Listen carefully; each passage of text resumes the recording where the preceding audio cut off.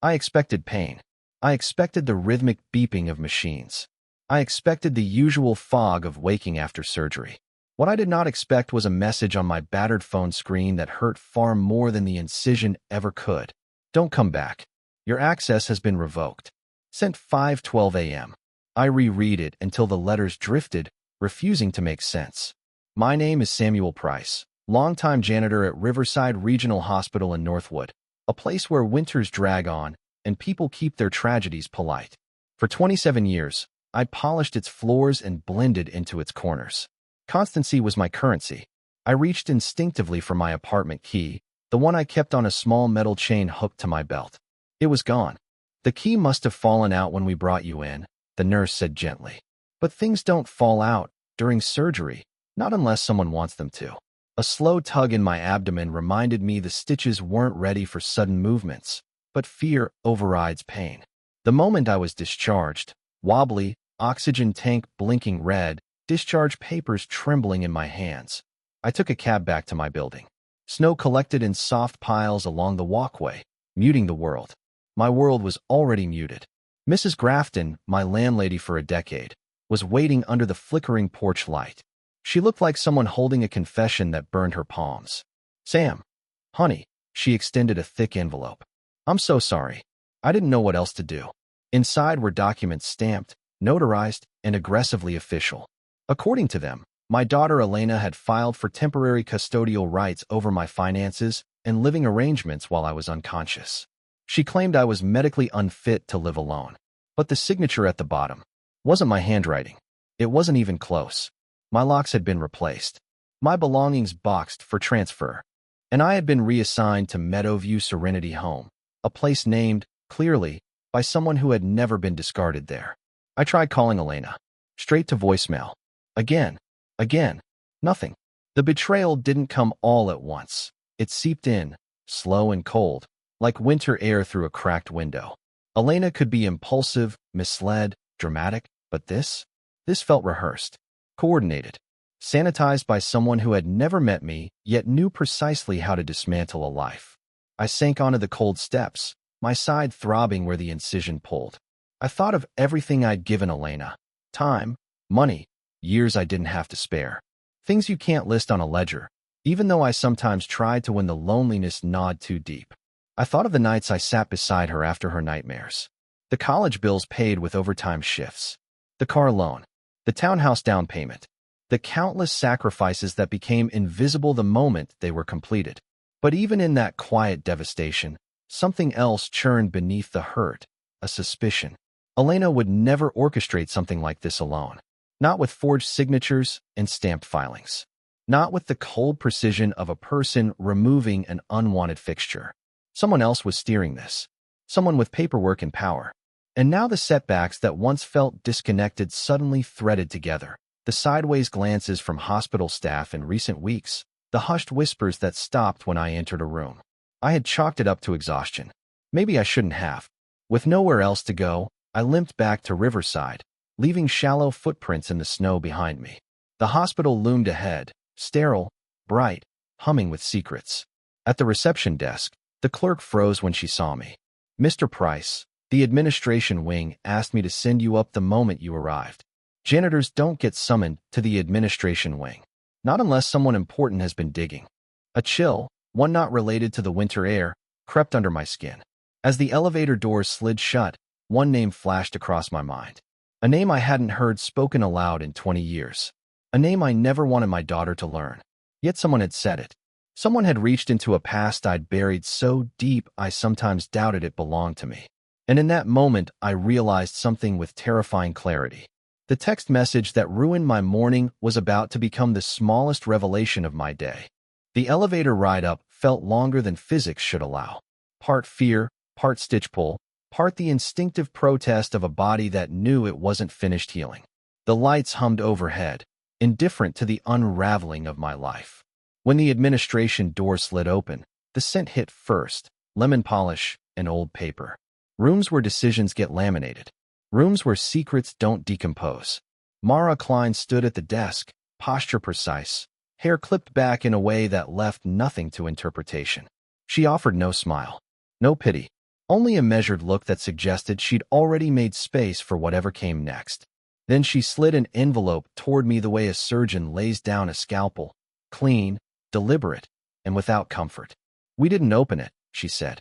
"Legal advised we bring you here first." My stitches tugged when I sat. A reminder, my physical wounds were the least pressing. I opened the envelope. Inside was a photocopy of a police file, grainy, yellowed, a relic from a life I had declared dead long ago. Across the top, stamped in fading ink, was a name I had spent 2 decades starving of oxygen. Jonas Hale. The impact was immediate and violent. A memory inhaling for the first time in years. "That was me," I said. "Once." The second word scraped on its way out. Mara didn't react, at least not visibly. But I saw something soften, just barely, in the angle of her shoulders, as if she remembered I was a person before I was a file. "We received a call early this morning," she explained. "A private law firm. They said they'd uncovered records connecting you to that alias. They claimed to be concerned for your safety." My safety.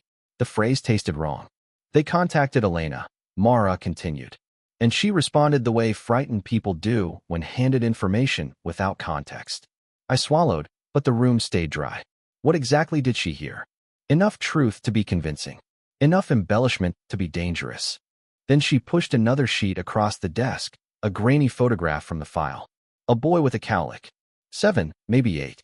A small silver locket around his neck. The same locket. The one I'd wrapped in tissue paper and buried in a shoebox under sweaters that never left the closet. My fingers twitched toward the photo before my mind could stop them, reaching for a past I had no right to touch anymore. I gave that boy up, I managed. The confession tasted metallic. I thought it was the only way to keep people safe. Mara's expression shifted again, subtle but human. "The file says Jonas Hale testified in a case. Someone powerful disappeared afterward. Someone connected to a family with reach." She flipped to the next page. A name was printed at the top. It didn't just land. It echoed, like a hammer strike in an unfinished room. Elliot Whitaker. I knew that name. Everyone in this city did. "The law firm that contacted us," Mara said, "was Whitaker and Stone. They claim the Whitaker family has been trying to locate someone, and they believe you're tied to that search. They also suggested that public exposure might be inconvenient for the hospital." "Inconvenient," I repeated. The understatement chilled more than any threat. I stared at the photo again. The locket, the boy, the alias, the life I'd built on the fragile hope that forgetting could pass for moving on. The threads were too neat. The timing too exact. Someone had resurrected Jonas Hale on purpose. "I need to talk to her," I said, because wanting had never been enough with Elena. Mara exhaled softly, a controlled, empathetic release. "She's not returning calls. She's with an attorney now, but we can give you temporary space here. Medical oversight. Legal support. We're not leaving you out in the cold, Mr. Price." It was meant as reassurance. It landed as a small, necessary mercy. "Names don't stay buried forever," Mara added quietly. "Especially the ones someone else has a reason to resurrect." Outside her office window, snowfall thickened, slow, deliberate, like the world was preparing itself for truths with weight. I walked back into the hallway with the photocopied file heavy in my hand. Jonas Hale wasn't supposed to exist anymore, but someone, somewhere, had decided the ghost of that name still had value. And now I had to figure out whether the people digging him up wanted protection, or wanted blood, whether the man in the photocopied file stayed a ghost, or was dragged into daylight. The photocopy in my breast pocket felt less like paper and more like a live wire, thin, humming, ready to burn. Each step down the corridor pressed its sharp edge deeper into my palm, until it felt like the past was carving its initials into me. Outside, the snow had stopped, leaving slush that glistened under the hospital's flickering neon sign, bright enough to be a promise, dim enough to be a lie. I checked my phone again out of instinct, not hope. If Elena texted, I would answer. Betrayal doesn't erase instinct. It only rearranges it. I dialed Hector Ruiz next, a number I hadn't used in years. 2 rings. Then Sam. His voice was worn but warm, like a coat left on the same hook for decades. "You sound like someone who's been through a lawnmower." "You're not far off," I said. "Can you meet me at Riverside? I need to ask you about something from a long time ago." There are friends who show up. There are friends who arrive before you finish falling. Hector was the latter. He appeared on the hospital steps with a thermos of coffee and a wool cap pulled low, shoulders dusted with street grit. He looked at me the way only old friends can, taking inventory of the damage without asking how much was my fault. "You look like hell, Sam." He pressed the warm thermos into my hand. "Small sips. You're shaking." I told him everything. But not all at once. Just enough pieces that the shape became visible. The betrayal text, the changed locks, the conservatorship papers, the alias resurfacing, the Whitaker connection. Saying the name Jonas Hale out loud felt like airing out something that had soured in a sealed jar. When I finished, Hector let out a low whistle. "Jonas Hale? I thought that name died before it could ruin anyone. What do you remember?" I asked quietly. He leaned back against the railing, eyes narrowed. "Rumors at the docks. Whispers about a kid who went missing. A man with money who wanted silence more than justice." Whitaker's name didn't float. It clung. Coated every rumor in something greasy and hard to wash off. The wind snapped at my coat. I could almost smell the diesel and salt of the old harbor. A ghost scent that always surfaced when trouble did. I hesitated before asking the next question. "Do you remember the locket?" Hector's expression softened, almost painfully. "I hadn't seen that locket in 20 years, he murmured. "But my fingers still know its shape. That kid." He held onto it like it was the last piece of himself. The photograph of the boy flickered in my mind. The cowlick, the locket, the look that made it impossible to pretend this was someone else's story. "We need to be careful," Hector said. "Ask the wrong person the right question, and old shadows start checking their pockets for your name." We settled on a plan that felt fragile but necessary. Hector would visit the old neighborhood, the docks, maybe even Marta Correa's boarding house, if it still existed. Marta had been a quiet broker of information back then, keeping ledgers for people who paid to stay unseen. If the Whitakers were sniffing around, Marta's name would surface somewhere. Meanwhile, I would investigate from inside. Meadowview Serenity Home, any paperwork Elena had filed, and, if I could manage it, a call to Whitaker and Stone. Polite, controlled, to see what kind of voice answered. Hector clapped my shoulder with the gentleness of a man steadying a damaged beam. "You're not alone in this, Sam. Not again." Back in the hospital, Nurse June guided me to a small recovery room. "Temporary," she said, though the room looked like a place where temporary things were left to become permanent by accident. She checked my vitals with professional efficiency. "You're not a quiet patient," she said softly. "People have been talking. HR's involved now. HR means lawyers. And lawyers mean paperwork that can bury men like us before we even know we're underground." The warning settled like cold ash. Late that night, the city hummed with a nervous kind of stillness. I drifted into a shallow sleep and dreamed of the docks, salt air, rope burns on my palms, and a small hand slipping from mine. I woke with a sharp tug at my stitches and an ache higher in my chest that the doctors couldn't treat. Morning would send Hector to Marta's doorstep and me to a phone line owned by Whitaker and Stone. Between us, we'd either find the truth or find the people who'd buried it. Either way, the past wasn't just moving. It had drawn a circle, and I had stepped back inside. Morning came in a gray half-light, the kind that couldn't decide whether it meant to comfort or warn. I sat upright on the hospital cot, nursing the last of Hector's coffee, feeling my stitches pulse like a second heartbeat. A part of me wanted to call Elena again. The larger part remembered what waited on the other side of her silence. A daughter convinced she was saving a man she no longer recognized. Instead, I dialed Whitaker and Stone. The line clicked twice before a smooth voice answered. "Whitaker and Stone. This is Avery." A single name. A polished shell with no surface to grip. "Good morning," I said evenly. "This is Samuel Price. I understand someone from your firm contacted my daughter." Silence. Not the blank kind, the calculating kind. I could hear faint typing, maybe a muffled conversation, someone deciding what version of the truth I was allowed. "One moment, Mr. Price." More typing. The faint scratch of papers. A whispered directive I couldn't quite make out. When Avery returned, the varnish on their tone had thinned. "I'm afraid the attorney managing that file is unavailable. But please be assured, the inquiry was strictly precautionary." Precautionary for whom? I asked. Another pause, thinner, harder. "Our firm does not comment on ongoing matters." "Then who should I speak to?" "You may contact us through an intermediary." "What intermediary?" But the final click cut off my question. We wish you a smooth recovery, Mr. Price. Goodbye. The line went dead. I stared at the silent phone. The hospital walls suddenly felt less like a place to heal and more like a bad hiding place. Hours crawled. I kept checking my phone as though I could force it to ring. Finally, 5 hours after he'd left, Hector texted. At Marta's. Come now. Just that. Hector never spoke in short sentences. Something had scraped him raw. Pain flared under my ribs as I stood. A reminder that the body keeps score, even when you try to outrun the past. I rushed out of the hospital, flagged a rideshare, and climbed in, breathing through the ache. As we crossed into the older district of Northwood, the air thickened, heavy with damp rope and diesel. The old neighborhood always greeted you like an ex-lover. Cold, familiar, and certain you'd come crawling back eventually. I kept checking the rearview mirror, half expecting a black sedan to appear, half afraid it already had.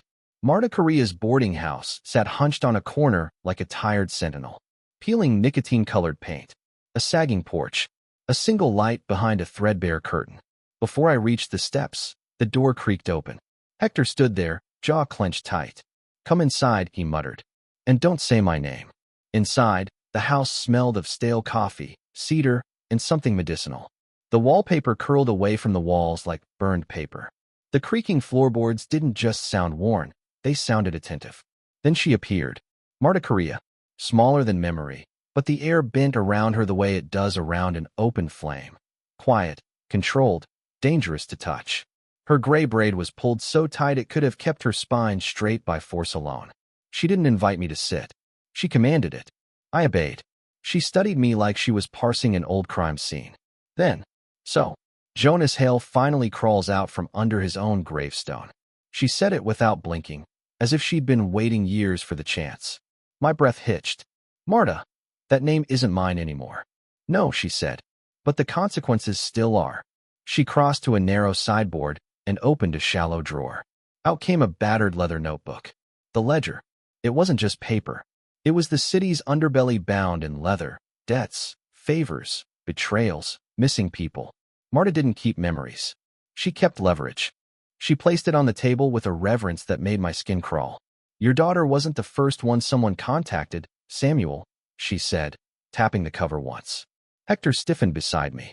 I felt my heartbeat thud in the stitches along my side. What are you talking about? I asked. Marta leaned in, her eyes dark with history. 2 days before your surgery, a man came asking about you. A man who knew the name Jonas Hale. A man who paid extra to keep his name out of my ledger. I felt my throat tighten. What did he want? Marta's smile was thin and humorless.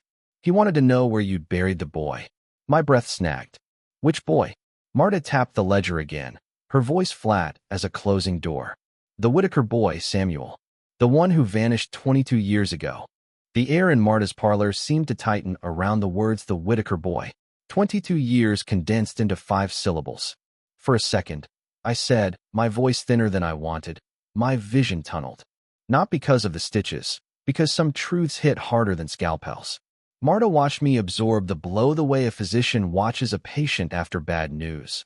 Clinically, without pity, gauging what would break and what would bend. I didn't know. I murmured, a flimsy lie that wilted between us. I had known enough to run. Enough to bury a name. You left the name, Marta said. But the consequences stayed. They always do. She opened her ledger, battered leather, ink-stained, worn like a holy book of sins. Its presence felt heavier than the table beneath it, as though it contained every secret this neighborhood wanted to forget. Marta didn't keep memories, I thought. She kept leverage. And she was deciding whether my future was worth the ink. Her fingers slid down a page filled with shorthand entries, transactions, disappearances, debts. She stopped at a set of numbers and names that scraped at a place inside me I had boarded up decades ago. Whitaker's people, she said, have always bought silence. They pay for problems to evaporate. They prefer their tragedies private. If they're digging into Jonas Hale again, it means they think he still holds a piece of the map. A map to what? Hector asked. To the boy, she said. Or to the truth about him. Something in my chest folded in on itself. Hector rubbed the back of his neck, unease flickering through him. If Whitaker's people recognize me from the docks, I'm done, Sam. You know that. I nodded. His risk wasn't theoretical. Loyalty that deep is its own kind of danger. Marta continued. The man who came here asked about belongings. Objects that might have changed hands. He asked specifically about a locket. My stomach dropped. A locket isn't just jewelry, Marta went on. It's a breadcrumb. A map. Proof a boy existed long enough to be loved by someone. I felt that line like a blade. I bought it, I whispered. 22 years ago. Boardwalk vendor. Cheap silver. I thought. I stopped. Hope makes fools of grown men. Marta opened a small wrapped parcel and slid it across the table with a careful, ritualistic motion. Inside lay a dull length of chain, the locket missing, but the outline pressed into the paper like a fossil. My fingers hovered over it. I hadn't seen that locket in decades, I said softly, but my hand still remembers its weight. The locket changed hands, Marta said. More than once. People trade memories cheaply when they're scared or hungry. What do the Whitakers want with it now? Hector asked. To draw a line, Marta said. A line from the boy to whoever touched him last. A line to you, Samuel. My chest tightened. What did that man say he was looking for? Marta shut the ledger with a sound like a door closing. He wanted to know where you'd buried the boy. The room tilted slightly. Dust drifted in the light like unsettled ghosts. Which boy? I asked, though fear had already supplied the answer. Marta tapped the ledger again. The Whitaker boy, Samuel. The one who vanished 22 years ago. Silence filled the room, dense, coiled. Finally, I said, What do you want from me, Marta? What's the price? Marta studied me with the steady, measured patience of a surgeon choosing where to cut. I want information, she said. Names. Locations. Truths you never paid me for. You give me clarity about the docs, about who knew what, and I help shield you from Whitaker's reach. Marta doesn't trade favors, Hector muttered. She trades futures. He wasn't wrong. And if Whitaker comes knocking? I asked. Then we make noise, Marta said. Her voice sharpened. The rich wage their battles in private, drag them into daylight, and half their weapons turn to dust. They don't want public mess. They don't want spectacle. They don't want headlines. Her strategy wasn't elegant. It was nuclear. Turn their quiet threat into loud embarrassment. Dangerous. Effective. I'll tell you everything I remember, I said, voice steadying. About the men on the docks. About what was traded. About who paid to keep the past buried. Marta nodded once. A pact sealed. We talked long into the evening, exchanging memories, measurements, warnings. The coffee tasted of ash. The room felt too still, as if listening. When we finally stood to leave, Marta pressed her palm to the ledger. Whitaker's reach is long, she said. But reach only matters when people fear it. Outside, the air slapped my face cold. My stitches throbbed. But something in me felt sharper than before. The past had knocked. Now it was time to decide whether I would answer, or force Whitaker to come through the front door. I didn't sleep that night. Not because of the stitches, though they throbbed in tight, electric pulses, but because the ledger lived behind my eyelids. The boy's picture. The locket-shaped imprint. Every breadcrumb leading back to a past I tried to starve of oxygen. By dawn, the hospital room felt bleached of color, like the morning wasn't sure whether it meant to show mercy or deliver a warning. So when someone knocked on my door at 6:14 a.m., my heart stumbled. Nurse June stood there, with no charts, no clipboard, just an envelope. Her hands trembled as she passed it to me. You didn't get this from me, she whispered. It was left at the front desk. No return name. No one saw who dropped it. Fear wrapped in professionalism. When she left, I tore the envelope open. Inside were two items. A photocopy of an old newspaper clipping. A handwritten note in block letters. Do not trust Marta. She does not sell information. She sells people. For the first time since waking up from surgery, I felt real fear. Cold, precise, like a needle sliding under the skin. The clipping showed the Whitaker boy, 8 years old, cowlick, thin smile. Locket visible. My locket. For a heartbeat. I saw him the way he'd looked the last time I held him. Small fingers curled around the silver heart, as if it were a life vest. I folded the note and slid it into my coat, pulse hammering. Someone was inside the hospital long before anyone noticed. Someone watching me. Someone who knew who I trusted. At noon, Hector texted. Found something. Meet at Pier 9. Come alone. I froze. Hector knew better than to tell anyone to come alone. That wasn't how old friends survive the docks. The wording hit me like a bruise. I stepped outside, calling a rideshare, when I noticed the gray sedan parked across the street. Idling. Dark windows. Exhaust too clean. A driver inside, motionless, except for a gloved hand tapping the steering wheel in a slow, deliberate rhythm. A second silhouette shifted in the back seat. My skin crawled. I turned the corner, pretending to scroll my phone, and the sedan rolled forward, matching my pace half a block behind. Not subtle, not nervous, predatory. I stepped into a bus shelter, using the reflective glass to watch without looking. The sedan paused like it was making a decision. Just then, my rideshare pulled up. Blessed timing, or someone wanted witnesses. I climbed in quickly. The driver glanced at me through the mirror. Someone bothering you? Just drive, I said. Please. As we left Riverside, the sedan stayed behind. That didn't calm me.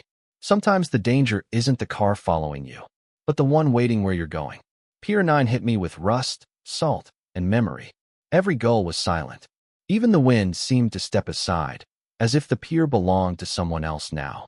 Hector stood by the railing, shoulders hunched, eyes scanning the shadows behind me more than my face. He didn't smile, didn't greet me, didn't meet my eyes. Hector, I said softly, what did you find? He handed me a folded sheet. His fingers were cold, or shaking, or both. I found this under Marta's ledger, he murmured. Hidden. I don't think she meant for you to see it. I unfolded the paper. Names, dates, locations. A ledger within the ledger, Marta's real version. And one entry circled twice in red. Whitaker, retrieval scheduled. Beneath it, asset, JH. Handler, C. Smudged beyond recognition. Retrieval, I repeated. The word scraped me hollow. It wasn't a rescue term. It was inventory language. Asset recovery. Evidence cleaning. Hector, my voice cracked. What does this mean? He inhaled sharply. Sam, someone paid her. Recently. A lot. She didn't help you out of loyalty. She helped because someone outbid you. My throat closed. The envelope in my coat suddenly felt like an indictment. Did Marta sell me out? I whispered. Hector didn't answer. He didn't have to. The silence was answer enough. Finally, he murmured, Sam, she didn't just sell you. She sold the trail. My heart hit my stitches like fists on a locked door. Then who bought it? Hector's jaw tightened. He lifted a hand slowly, pointing behind me. I turned. A man stepped out from behind a shipping crate. Tall, dark coat, presence as quiet as falling ash. His footsteps made no sound. His shadow didn't move with the wind. His face was unremarkable in the worst possible way, built to be forgotten. But his eyes weren't forgettable. They were the eyes of someone who learned how to disappear other people long before the law learned his name. I've been looking for you, Mr. Price, he said, voice smooth as whetstone. Or should I say, Jonas Hale. He smiled. Not warmly, not cruelly, just like someone who had finally located the missing piece of a very old puzzle. Carter's voice left no echo. It simply attached itself to the air, heavy and certain, like a verdict already written. He stepped forward just enough for the cranes overhead to cast him in their shadow. They loomed above us like frozen witnesses, blocking what little morning light remained. His coat had no creases, but he smoothed the fabric anyway. A gesture so deliberate, so controlled, it felt like watching someone erase imperfections from memory. That was his tell, his signature, a man who straightened what wasn't wrinkled. You can call me Carter, he said, as though the introduction were a courtesy instead of a threat. Hector shifted instinctively, angling his body so he partially blocked Carter's line of sight to me. His fingers flexed near the old knife at his belt, a reflex born of 1,000 dangerous mornings on the docks. What do you want? I asked. Carter examined me with unnerving patience, never blinking during the important lines. Names change. Paper burns. People reinvent themselves. Yet some things, valuable things, remain stubbornly alive.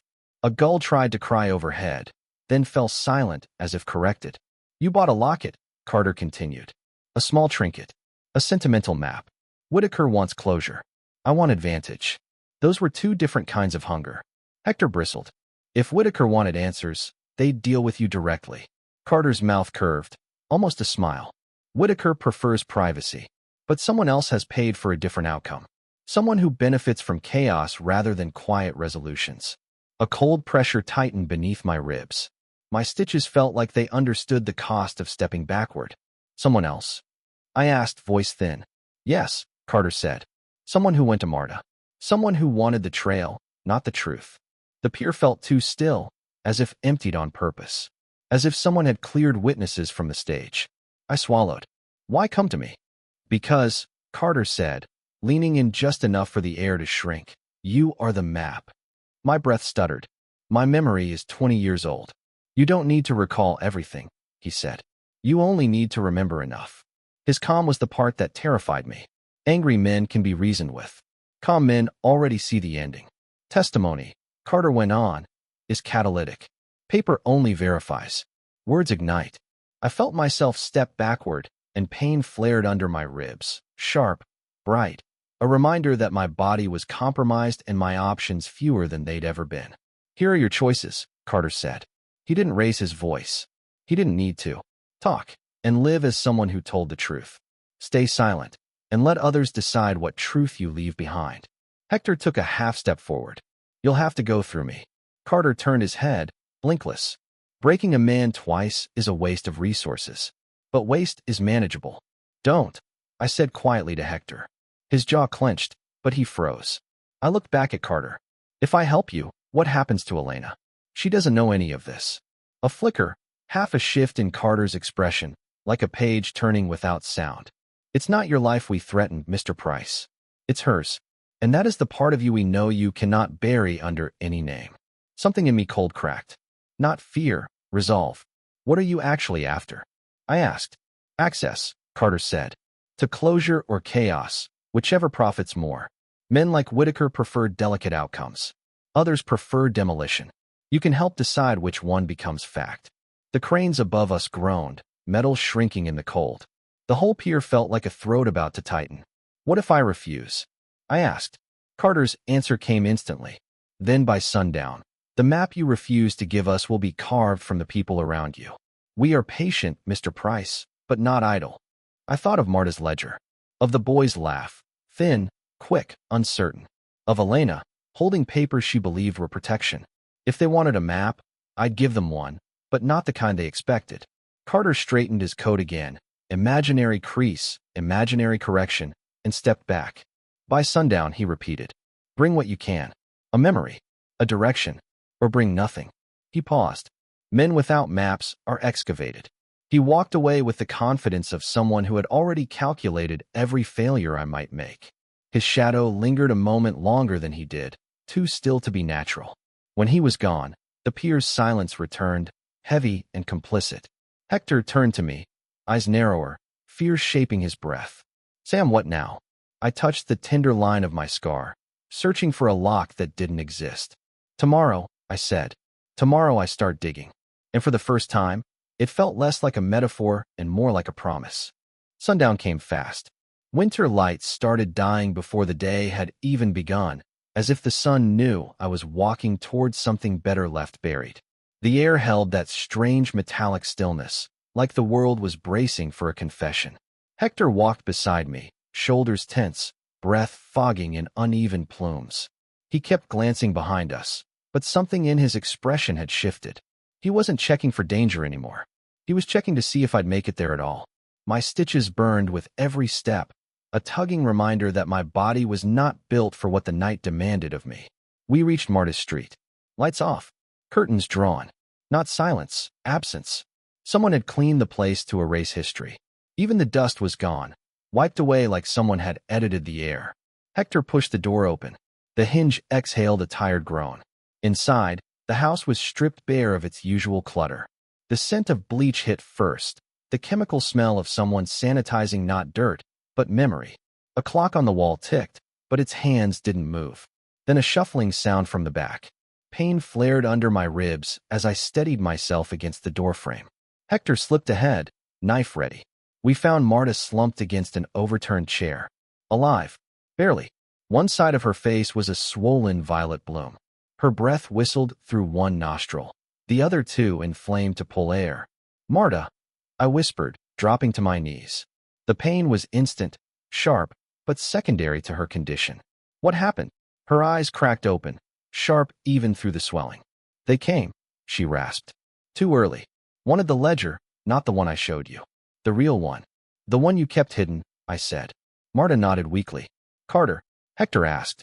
No, she breathed. Whitaker's men. They want the boy back. Or what's left of him. To Whitaker, a missing son isn't a tragedy, it's a liability. A coldness crawled beneath my ribs. Marta, I said softly, I need the truth.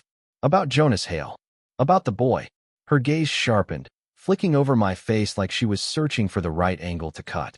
You didn't bury him, she whispered. That's the lie they tell. The lie they need. My heart clenched hard enough to pull my stitches. Then where? You hid him, Marta said. Because his father wasn't looking for a son. He was looking for a problem to erase. A memory flooded me, jagged and bright. The smell of wet rope and diesel. Boots on the dock. A small boy curled against me, clutching the locket as if it were the last real thing he owned. He begged me not to take him home. I murmured. I remember that now. You gave him to someone, Marta said. Someone who could protect him. My lungs tightened painfully. Who? Where is he now? Her lips parted. The front door creaked. A shadow filled the frame. Carter. Except this wasn't the controlled, surgical man from the pier. There was urgency in his posture, eyes scanning the room the way a sniper checks wind before a shot. He still straightened imaginary creases in his coat, but the gesture was quicker now, betraying nerves. We don't have time, he said. Hector stepped between us, knife raised. Carter didn't react with anger, just irritation. If I meant harm, I would not have knocked. He stepped closer, gaze sweeping the room once. Clinical, assessing. Whitaker's men are blocks away, he said. If you want the truth, if you want the boy, move. Why are you here? I demanded. Your story was leverage earlier. Now it's urgency. What changed? A change of orders, Carter said. From someone who wants the truth out before Whitaker buries it again. Who? I snapped. He leaned in slightly. The boy. My heart didn't drop. It detonated. My son. The words felt too large, too fragile. Carter nodded. The boy you hid. The one the Whitakers assumed dead. He's alive. And he hired me to find you before they did. For a moment, the room tilted. 22 years collapsed inside me like a lung. Hector looked at me then, not with shock, but with something worse, recognition. He knows the truth, Carter continued. He wants it public. He wants you safe. And he wants Whitaker held accountable. Marta coughed weakly. Go before they erase the last page. I stood, or tried to. My legs trembled. The pain in my side flared up like a warning flare. Carter extended a hand, not in kindness, but in patience. Move, Mr. Price. Your enemies are punctual. I took a single step toward him. Take me to him, I said. Carter nodded once, already turning. Hurry. The truth isn't waiting to be found. It's waiting to confront you. As we stepped out into the cold, Hector close behind, the wind cut through my coat, sharp as truth. My son wasn't lost. He wasn't buried. He wasn't erased. He had survived. And now, after 22 years, the past wasn't chasing me. It was standing ahead of me, wearing his face.